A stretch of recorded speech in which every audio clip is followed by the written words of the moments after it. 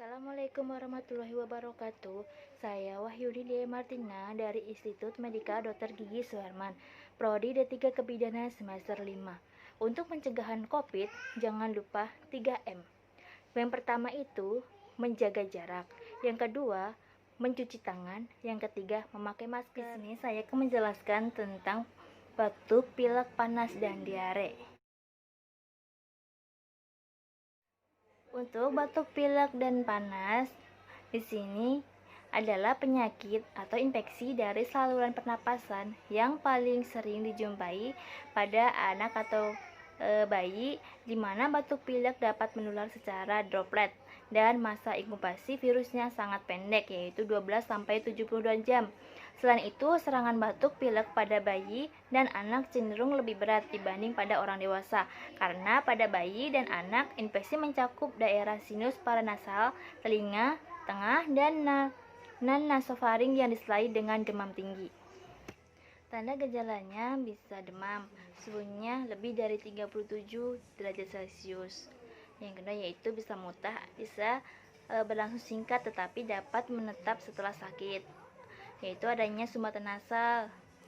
Pasase nasal kecil dari bayi mudah tersumbat oleh pembekakan mukosa dan edukasi. Ketiga yaitu keluaran nasal, mungkin encer dan sedikit atau kental. Batuk pilek tanpa infeksi diberi pengobatan simulatif, misalnya ekspektoranesia untuk mengatasi batuk, sedatif untuk menenangkan pasien, dan antipiretik untuk menurunkan demam, obstruksi hidung pada bayi, sukar untuk diobatin pengisap lendir hidung, tidak efektif dan sering menimbulkan bahaya. Cara yang paling mudah untuk mengeluarkan sekat adalah dengan membaringkan bayi tengkurap. Pada anak besar dapat diberikan tetes hidung larutan efedrin 1%. Bila ada infeksi sekunder, hendaknya diberi antibiotik. Batuk yang produktif pada bronkitis dan tracheitis tidak boleh diberikan antibiotik. Diare di sini memiliki pengertian, yaitu suatu kejadian yang ditandakan dengan adanya perubahan pergerakan saluran cerna menjadi lebih meningkat, misalnya timbulnya asam lambung berlebih sehingga menyebabkan feses menjadi cair. Gejala diare di sini yaitu adanya rasa nyeri pada perut, kemudian mengalami tinja yang tidak terlalu encer, hingga juga dapat seorang mengalami nyeri perut lebih hebat tinja yang encer, disertai dengan demam. Gejalanya yaitu adanya timbul pusing karena tubuh kekurangan nutrisi dan cairan yang dikeluarkan selama diare.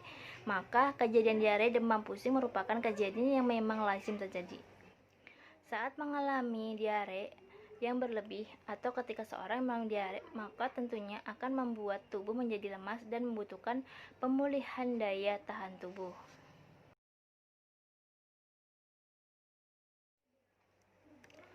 Cara untuk mencegahnya bisa hindari membeli dan makan jajanan yang di luar, terutama bagi anak yang kelihatannya tidak higienis. Yang kedua itu konsumsi makanan peningkatan daya tubuh, misalnya itu buah, penurun panas, demam, dan kaya akan vitamin dan mineral. Dan juga hindari makanan yang merangsang saluran cerna lebih aktif, misalnya itu makanan asam dan makanan yang tidak sehat bagi saluran cerna, misalnya itu junk food atau makanan pedas. Untuk mengkonsumsi probiotik, yaitu bakteri yang baik untuk pencernaan saat diare. Probiotik dapat dibeli misalnya itu yogurt. Sekian penjelasan dari saya. Apabila ada salah, mohon maaf dan semoga bermanfaat. Wassalamualaikum warahmatullahi wabarakatuh.